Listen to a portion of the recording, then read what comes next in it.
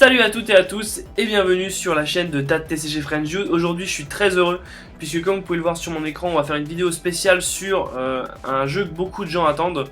Enfin beaucoup je pense de mes spectateurs sur la chaîne attendent, puisqu'il s'agit de la bêta de Cardfight Online. Et aujourd'hui on va vous faire un petit tour, comme vous pouvez le voir sur mon écran, un petit tour du propriétaire de cette version. Alors si vous avez lu le titre de cette vidéo, donc vous verrez qu'aujourd'hui on va s'attaquer à tout ce qui est interface. Donc sur cette première vidéo je vais vous présenter un peu l'interface, les menus du jeu, ce qu'on peut y trouver dedans, donc ce qu'on peut y trouver dans cette version bêta. Après on passera un peu à tout ce qui est match, on fera une démonstration de match, voir comment ça se joue in-game, Cardfight Online, et qu'est-ce que ça apporte vis-à-vis du concurrent, du petit frère indirect qui est Cardfight Area. Alors, donc voilà, je fais tourner Cardfight Online sur un PC. Voilà, c'est pas un PC c'est pas un PC à la ramasse, mais c'est pas un PC fou non plus. Donc là il faut savoir qu'on est en vague 2, donc on n'a pas été dans les premiers donc voilà, donc on arrive sur le menu du jeu, donc on voit le Chronojet Dragon. Donc alors je sais pas si le fond change en fonction de notre avatar, puisque là vous voyez que Chronojet c'est quand même aussi mon avatar. Donc on a le menu Cardfight, le menu Deck Build, donc ils sont bien mis en avant. On a comme tous les jours apparemment une carte of the day. On a une petite case pour remplir justement si on a constaté des bugs. Donc là on voit déjà quelques menus à droite. Donc on a le menu info, donc si c'est les dernières news qui sont mises en ligne soit par Bushiroad, soit par les développeurs du jeu. Qui est développé ce jeu, je ne sais pas par qui il est développé, en tout cas c'est un jeu Bushiroad développé par je sais plus, ça apparaît dans le menu avant. Donc inbox avec les invitations, peut-être les messages.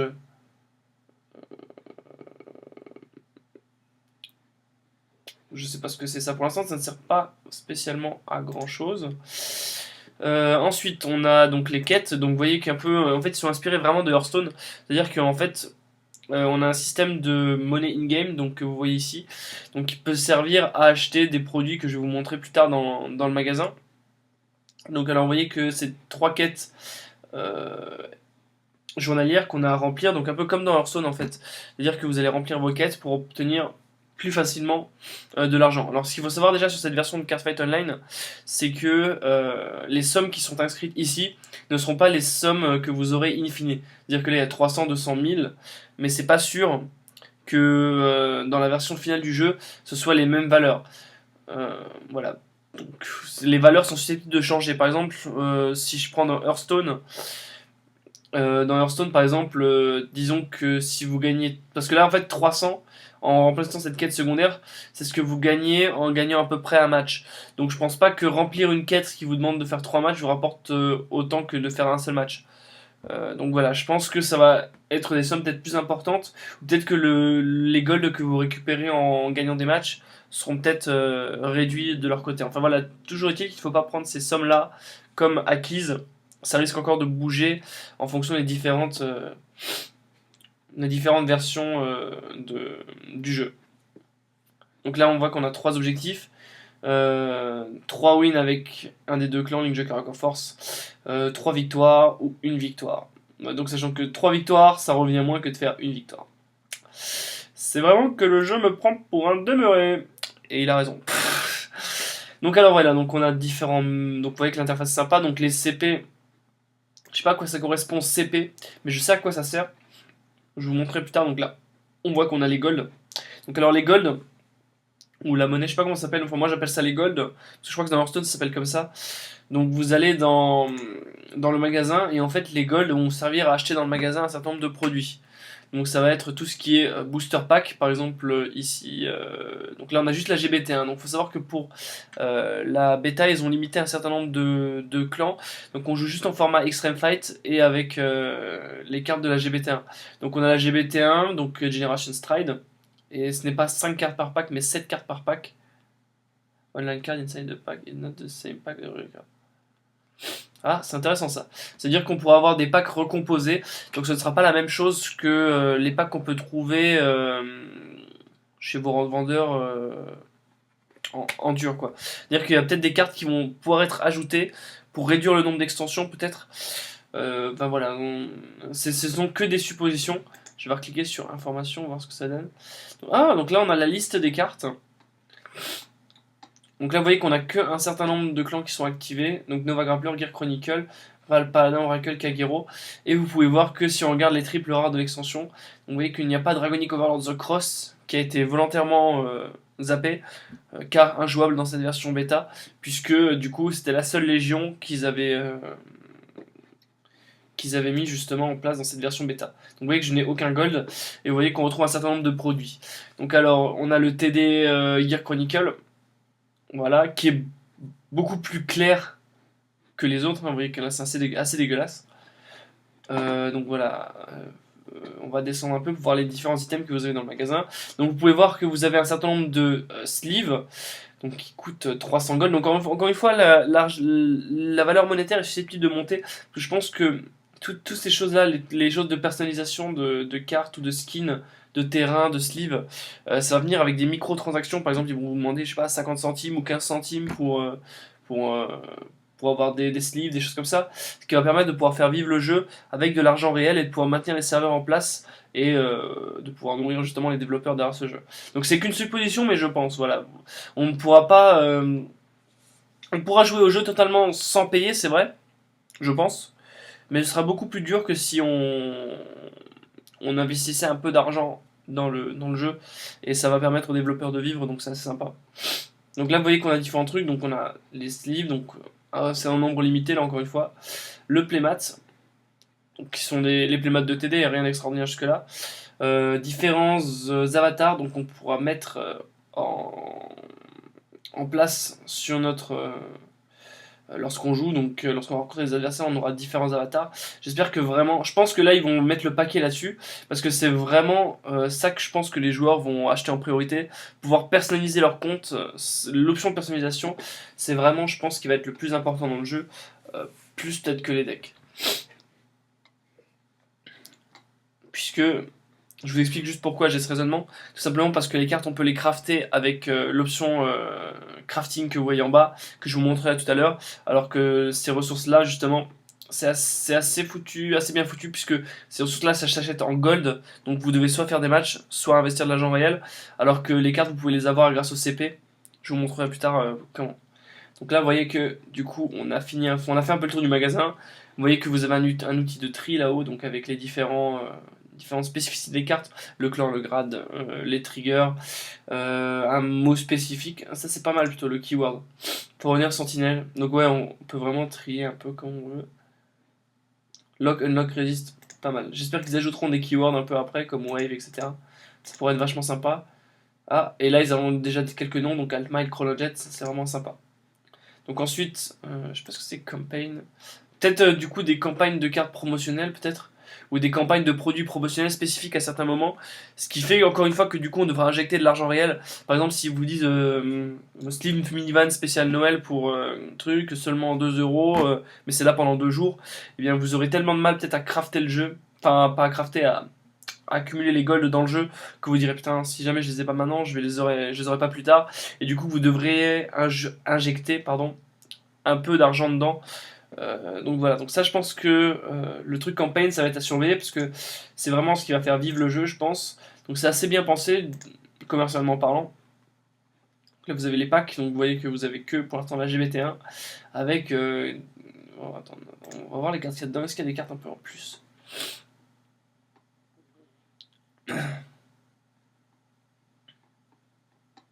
Est-ce qu'il y a Swordme? Donc là vous voyez qu'on a même les SP. Donc voilà, les SP. Donc ces cartes là on ne peut pas les acheter, quoi. C'est juste le contenu de ce qu'il y a dans la boîte. Mais vous pouvez quand même les voir. On voit quand même que le jeu est assez clair au niveau des cartes. Que le détail est assez sympa. Pré-build deck, donc ça c'est les TD. Et autres, c'est tout ce qui est sleeve, etc. Voilà, on a fait à peu près le tour du magasin. Donc on va aller maintenant dans l'option crafting dont je vous parlais tout à l'heure. Donc alors l'option crafting, c'est une option qu'ils ont encore piqué entre guillemets piqué un stone. Et là on voit qu'on a quelques cartes promo. Donc on a un Shadow Paladin, on a un Shadow Paladin, on a Giron. Donc voilà, on a quelques cartes promo. On a surtout Bah, il y a un petit temps de latence là. Donc alors faut savoir que j'ai pas une connexion terrible et que pourtant j'arrive à jouer très très bien. Il n'y a pas de lag, il n'y a pas de ralentissement. Après je sais pas si c'est parce que c'est la bêta. En tout cas il n'y a aucun souci de ce côté. Donc on voit qu'on a quelques cartes sympas. Belog. Mais voilà, donc on peut faire encore quelques decks sur la bêta, mais voilà, on est assez limité. Surtout notamment dans la cohorte Sealing Joker qui n'ont pour eux que le pur TD quoi. Donc c'est voilà. C'est assez chiant de ce côté-là, mais bon, c'est la bêta. Ils ont limité le nombre de cartes, c'est plutôt pas mal. Ça nous permet de tester sans pour autant. Enfin, voilà, le deck build est assez limité. C'est un peu le problème de cette bêta. Et je pense qu'il y a des mécaniques du coup qui passent totalement à la trappe avec ce système, puisque du coup la Légion, on ne pourra pas voir si ça fonctionne correctement ou pas. On pourra pas voir si ça exploite des ruines qu'on a déjà exploité, par exemple si on pourra faire 4 Butler Riser, des choses comme ça. Personnellement, moi j'ai déjà report un bug donc, que j'avais eu hier soir sur le live de Different Fight, donc vous avez peut-être vu le match. Donc en fait la situation est la suivante, je joue Blade Master. D'ailleurs j'ai 0 Blade Master. Ça m'inquiète. Je regarde après, mais j'avais crafté tous mes Blade Master hier soir. Enfin bref, j'avais un deck Blade Master complet, puis là je vois que j'ai plus aucune carte, donc ça m'inquiète un peu. Ah ouais, ils ont dû peut-être reset les comptes avec la nouvelle vague, ou bien alors je me confonds avec le SP. Oui, non, c'est bon. Donc voilà, donc en fait je disais que en fait, ce qui m'est arrivé hier soir dans ma partie contre Different Fight, c'est qu'il y avait un petit souci, c'est que j'avais le Stand Trigger Kagero, donc qui est... où es-tu de Stand Trigger? Voilà, ça met un petit temps à défiler. Le Stand Trigger Kagero qui est là, donc qui dit que quand un regard est détruit, je peux le renvoyer sur le deck et donner plus 10 000 à une autre carte. Et j'avais Belog en main, j'active Belog, je retire une de ces cartes et le Stand Trigger ne s'active pas. Donc du coup me voilà bien baisé puisque je ne pouvais pas gagner plus de puissance que... Enfin autant de puissance que je voulais quoi. Donc ça m'a un peu gavé.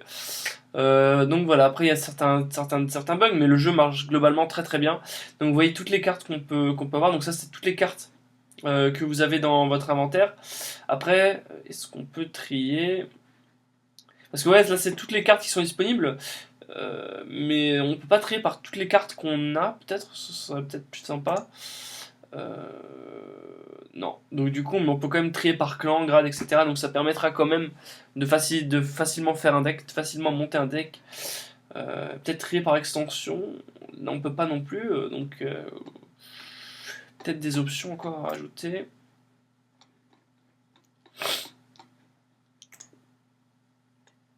Non, donc il n'y a pas par extension, donc c'est un peu dommage. Mais bon, voilà, c'est pas gênant en soi. Donc alors ça c'est l'interface de crafting. Donc alors je vais vous expliquer le crafting. On va prendre, vous voyez que j'ai un certain nombre de cartes. Donc là c'est une blue dans les zéros. Voilà. Je vais prendre une carte inutile. Désolé pour ceux qui la jouent. Non, ça personne ne sera vexé. Donc alors le Gear Chronicle, c'est bien, il gagne 3000 quand il attaque. Voilà, voilà. Donc vous voyez que en fait là j'ai la carte. Donc j'ai son skill, j'ai ces trucs comme ça. Et là j'ai deux options. Soit je la désenchante et je gagne 1000 CP. Donc qui vont s'ajouter là. Soit je la crée et je vais gagner 100, enfin je vais utiliser 100 CP. Donc voilà, comme je vous disais, ces valeurs ne sont pas à prendre pour l'instant comme acquis, puisque vous voyez qu'en fait si je désenchante la carte, il me demande si... Oui, donc alors il me demande si je vais la désenchanter, donc là, vous voyez que du coup j'en ai plus que 3, mais qu'en contrepartie j'ai gagné 1000 CP. Et donc là si je veux la réenchanter, je dois payer 1000, enfin si je veux la créer, je dois payer 100 points pour la recréer. Donc là j'en ai nouveau 4 et donc dans l'opération, j'ai généré un plus 900. Donc j'ai généré un plus 900, donc ça veut dire que si je voulais, je pouvais faire ça toute ma journée et gagner des CP à l'infini et m'ajouter toutes les cartes que je veux. Donc ça, ils sont juste pour la bêta. Je vous confirme que ce ne sera pas, c'est dit dans les news quand vous commencez le jeu, ce ne sera pas les valeurs finales. Ce ne sera pas plus rentable de désenchanter que d'enchanter. Ça c'est déjà certain. Parce que sinon ce serait trop facile. Mais voilà, donc en fait, voilà le système qu'ils ont repris Hearthstone, c'est-à-dire que vous pouvez prendre vos cartes et les désenchanter pour gagner des CP qui vont vous servir à créer d'autres cartes. Alors maintenant, vous voyez, ça c'est une commune. Alors première remarque, ça c'est une commune. Ça c'est une triple R. Donc vous voyez que ça me demande autant de CP, je sais pas, c'est character point peut-être, autant de CP que l'autre en fait, 100 pour créer, 1000 pour désenchanter. Donc alors je me demande s'ils vont pas faire un ratio en fonction de la cote des cartes, en fonction de comment elles sont jouées, de comment elles sont utilisées par les joueurs. Les cartes peut-être un peu plus rares auront peut-être plus de mal à être créées que des communes en fait. Et en fonction de la rareté qu'ils vont mettre, ils vont mettre des points plus importants pour pouvoir les créer justement ces cartes. C'est ce qui serait plutôt logique et ce qui serait plutôt cohérent. Donc là, par exemple, ce ne serait pas... si ma commune me donnait 100 pour la créer, lui me donnerait peut-être 500 ou 800 ou 1000. Voilà, ce serait vraiment plus difficile de créer une triple R qu'une simple commune, et ce serait plutôt logique en fait. Donc voilà, donc tout simplement, si j'ai envie d'une carte, je la crée. Donc ça permet aux bêta-testeurs de pouvoir accéder à tous les decks qu'ils ont envie, et de pouvoir un peu tester toutes les variantes possibles lors de la bêta. Donc voici le système de crafting. Alors ça c'était la première observation. Donc ce système d'un peu de pondération, de ratio entre rareté et coût et cost pour pouvoir créer la carte. Maintenant juste attirer votre attention sur une chose au niveau pratique, surtout sur les joueurs d'Hearthstone. Alors là ce qui est très très chiant, mais vraiment très très chiant, c'est-à-dire qu'en fait sur Hearthstone vous pouvez, si mes souvenirs sont bons, quand vous désenchantez quelque chose, vous pouvez juste cliquer sur la carte, elle s'ajoute à un petit menu à droite, et du coup vous désenchantez tout d'un coup. Et ça vous fait une somme de points que vous avez... voilà, une somme de points que vous avez acquis en désenchantant ces cartes. Le seul souci là, c'est qu'on est obligé de faire ça un par un, et que c'est juste ultra chiant quoi. Voilà, je vais vous montrer. Désenchanter. Oui. Petite animation. Ça m'a pris bien 4 secondes. Désenchanter. Oui. Petite animation. Nouveau 4 secondes. Désenchanter. Petite animation. Etc. etc. Donc ça, vraiment, c'est un peu saoulant. Ce qui fait que le crafting va être très très long. Et on va perdre beaucoup de temps là-dessus. Et je trouve ça un peu dommage. Donc c'est ce que je mettrais peut-être dans les remarques justement pour Bushiroad. C'est d'accélérer le crafting, mettre une barre à droite pour qu'on puisse juste cliquer sur les cartes à crafter, cliquer sur crafting et ça crafte tout d'un coup. Ça nous ferait gagner beaucoup de temps. Et voilà, donc, je pense que ce serait beaucoup plus pratique. Donc ça c'est la première remarque. Enfin, la deuxième remarque que j'ai à faire sur ce mode crafting, donc qui est emprunté à Hearthstone et qui est plutôt très efficace et qui est plutôt sympa puisqu'il permet, comme on dit, de recycler ses cartes. Donc ça, pourquoi pas, c'est vraiment, vraiment, vraiment cool. Après, je suis un peu déçu de ne pas avoir de mode échange. C'est le parti pris qu'ils ont eu avec Hearthstone, mais voilà, pas de mode échange. Donc là, on peut peut-être travailler un peu sur cet aspect-là, l'aspect échange justement de cartes. Pourquoi pas. Ensuite, donc vous voyez que le crafting, donc c'est rien de très sorcier. On va passer donc au profil. Donc voilà, voici comment se présente votre profil sur Cardfight Online. Donc alors sur Cardfight Online, vous avez des écrans noirs, c'est sûr, mais vous avez surtout donc cet écran de profil, donc avec donc votre avatar entre guillemets. Donc là voilà, j'espère que... Du coup ça veut dire qu'on aurait plein de full art pour le jeu, ce serait vachement sympa, je trouve. Donc là votre avatar qui est ici et ici. Vous avez donc votre nom de jeu. Vous avez votre ID, donc c'est-à-dire qu'en fait quand vous voudrez rencontrer quelqu'un, vous pourrez utiliser son nom de jeu ou bien son ID. Son ID vous donne précisément le joueur en fait, alors que le nom de l'username, ça ne marche pas forcément. J'ai essayé de trouver Chris justement avec ça, en tapant different file dans le truc, il me l'a pas trouvé, alors j'ai lancé l'idée, ça a plutôt bien marché. Donc là c'est votre rang, donc comme j'ai installé la bêta que hier soir et que j'ai fait qu'un seul match, le rang et le rang maximum, ça va en dégressif, c'est 25. Donc là c'est des tournois, les tournois. Donc là le playmat que vous utilisez, les sleeves que vous utilisez, donc là je n'en utilise pas. Vous pouvez rédiger une introduction de vous-même, si vous voulez vous la péter, et vous avez le nombre de victoires que vous avez fait en ranked, en tournament, en free fight, etc. Ce que je trouve pas forcément significatif en réalité, parce que quelqu'un qui joue beaucoup aura beaucoup de victoires, mais ne sera pas forcément un bon joueur. Alors que voilà, quelqu'un qui joue peu aura moins de victoires, mais sera peut-être un meilleur joueur. Donc c'est pas vraiment représentatif, je trouve, parce qu'en fait ils ont pas voulu décourager les joueurs, et ça se comprend, en mettant ratio de victoire par rapport à défaite, quoi. Donc, voilà, donc ils mettent ça, et je trouve c'est des stats qui sont pas représentatives en fait. Mais vraiment, genre pas du tout. Donc alors, player name, donc on peut changer. Avatar, on peut changer. Donc ça, pareil, il faudra vous l'acheter dans la, dans la boutique. Et le playmat, on peut changer. Donc ça, c'est la partie profil, rien de plus, rien de moins. Donc on va fouiller un peu dans les options. Donc vous avez, ça c'est pas mal les règles du jeu. Redemption, je sais pas ce que c'est. Invitation, je sais pas ce que c'est. Contact, je sais pas ce que c'est. Donc là, voilà. Ça c'est les options basiques, on va dire. Donc on va retourner un peu sur le menu principal. Et donc maintenant, je vais vous montrer un peu l'interface de jeu. Donc, ah oui, j'ai oublié de vous montrer la partie deck build. Autant pour moi, c'est ça que j'avais oublié. Donc la partie la plus importante, donc le deck building. Alors le deck building, vous voyez que là, donc ça c'est mon deck pupute. Donc c'est-à-dire c'est un deck qui se barre sur le retir pendant le tour adverse avec Belog, Ulcroar, le stand trigger qui me fait gagner de la puissance pendant le tour adverse, ce qui fait que mon Vanguard défend à 21, c'est pas dégueu. Et donc voilà, donc vous avez vos decks. Donc vous avez des espaces de deck, donc là vous voyez que c'est assez limité. Donc vous avez 6 decks utilisables. Donc après peut-être qu'il va falloir débloquer des nouveaux emplacements en payant des emplacements. On peut imaginer. Vraiment voilà, moi je ne critique pas tout ce qui est investir de l'argent réel dans le jeu parce que j'estime qu'il y a des développeurs qui ont mis du temps. Il y a Bushiroad qui a mis de l'argent dans ce jeu pour justement que les joueurs Vanguard aient une plateforme de jeu en ligne. Si les joueurs de Vanguard ne veulent pas utiliser cette plateforme en ligne, ils l'utilisent pas. Si ils veulent l'utiliser de temps en temps, et bien du coup les options gratuites pourront le satisfaire pleinement. Mais si vous voulez un truc un peu plus personnalisé, un truc un peu plus poussé, vous devrez mettre un peu plus d'argent, possiblement. Et ça permettra aux développeurs de maintenir justement cette super plateforme en ligne qu'on a pour Catfight Online. Parce que là vous voyez que vraiment c'est super joli. Moi je trouve que l'interface est vraiment claire, intuitive. Et c'est vraiment joli. Donc là, vous voyez que j'ai le TD Gear Chronicle. J'ai mon deck Pupute. Donc là, je peux aller dans le main deck, je peux rendre mon deck public, je peux changer le nom, je peux le décaler, etc. Je peux load un deck. Enfin bref. Plein de choses, plein de choses, plein de choses. Vous voyez qu'on a des recettes de deck. Donc je sais pas à quoi ça sert Recip, je sais pas. Basique. Donc ça, c'est les TD. Et donc voilà, après.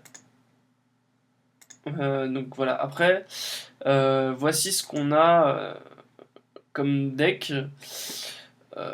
Voici ce qu'on a comme deck en fait pour. Enfin voici l'option deck building en fait. Et c'est assez simple. Je vais vous montrer par exemple. Moi je vais faire n'importe quoi. Hein. Je vais aller là-dessus. Je vais double-cliquer. Voici l'écran justement pour builder. Bon, je vais faire un peu n'importe quoi. Comment je vais ajouter une carte dans mon deck? Clique dessus. Est-ce que je peux mettre une nectar? Je peux. Donc voilà, après, c'est assez. Bon, là, je sais pas pourquoi ils mettent Clan Fight. Si je mets du Néo-Nectar, c'est plus du Clan Fight. Mais voilà, en fait, c'est tout simple. Vous cliquez dessus, vous ajoutez, vous cliquez là, vous retirez. Il n'y a vraiment pas plus simple pour builder le deck. Vous avez toujours l'outil qui permet de faire un triage. Voilà, c'est du basique, c'est du standard, mais c'est de l'efficace.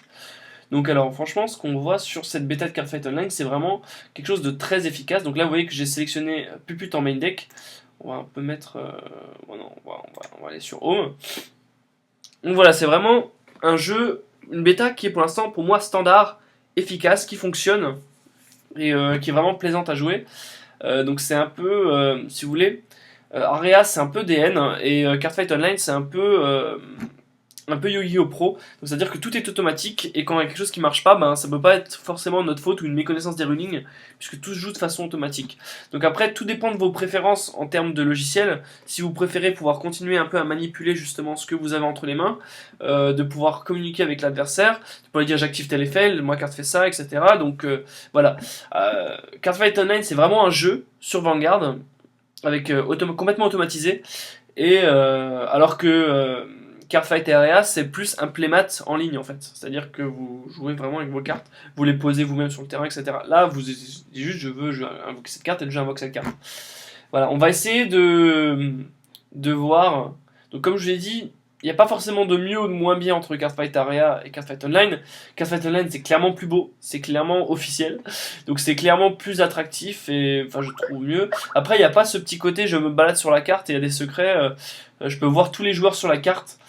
Comme on a sur Cardfight Area. Donc je vais vous montrer comment on fait du Cardfight.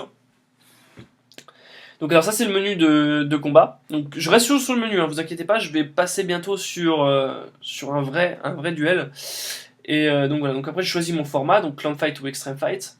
Je choisis donc si je veux faire du Free Fight, si je veux faire du Ranked, si je veux faire un tournoi, si je veux faire un tutoriel, ou si je veux chercher un joueur. Donc alors on va aller donc alors sur chercher un joueur, donc là vous voyez que j'ai Different Fight en ami, donc vous voyez ses stats. Vous voyez qu'il a la magnifique achat en tant merde, que avatar. Voilà, donc après vous pouvez follow, donc c'est à dire que ici vous allez avoir le petit avatar qui va se mettre comme là en blanc, c'est à dire qu'en fait quand vous l'avez follow, c'est à dire que vous pouvez le retrouver dans, si je vais back, vous voyez dans les joueurs que vous suivez en fait, c'est à dire vos amis en fait, et après vous avez les gens qui vous suivent mais que vous ne suivez pas forcément. Donc là, c'est vraiment vos amis, là, c'est les gens qui vous connaissent par YouTube, par autre chose. Chris, je pense que c'est plus par YouTube qu'il aura des followers, des choses comme ça. Mais voilà. Après, vous allez dans Player Search, vous pouvez y aller par nom. Par exemple, vous voyez, si je tape. J'espère que ça a marché, parce que hier soir, ça marchait pas. Different Fight. Je cherche. Là, il y a un petit 1, mais je sais pas à quoi ça sert. Si je clique dessus, ça fait rien. Et vous voyez qu'il me le trouve pas. Je me le trouve pas. Alors peut-être Different Fight. Non, j'ai pas l'impression d'avoir écrit faux. Voilà, donc après, voilà, vous allez, voilà, après vous tapez l'idée, mais j'ai tapé l'idée, ça a marché. Donc voilà, après vous avez peut-être l'option Fight History qui va vous montrer justement l'historique des fights que vous avez eu avec cette personne, ce qui est plutôt sympa. Et donc là, vous voyez aussi dans le menu principal, vous avez un onglet qui est Community, qui est grisé. Donc j'ai hâte de voir ce que ça donne parce que franchement, Vanguard c'est un jeu qui est assez basé sur la communauté. Et j'ai hâte de voir ce que ça va donner cette petite section là. J'ai vraiment hâte de voir. Sur ce, je vais vous laisser, je vais essayer de démarrer un match et on se retrouve pour la prochaine vidéo sur Cardfight Online. J'espère que vous avez appris des choses, j'espère que vous avez pu vous-même mettre la main sur cette bêta, que vous avez pu vous amuser. Donc là, je vais vous dire à la prochaine pour une nouvelle vidéo sur Cardfight Online, ou à tout de suite, puisque je vais la tourner tout de suite. Et je vous dis merci d'avoir regardé cette vidéo, à plus, ciao.